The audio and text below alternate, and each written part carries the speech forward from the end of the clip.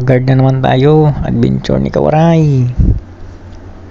Yan, kagalingan natin sa work. Kauwi lang. Today Saturday. Alas 5 lang tayo, walang pasok. Kaya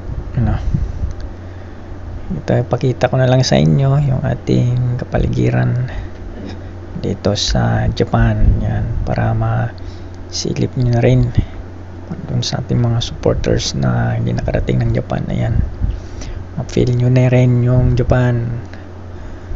Yan, follow nyo ako guys, subscribe para sa ating mga latest video. Yan, okay, so alright, hanggang dyan lang muna mga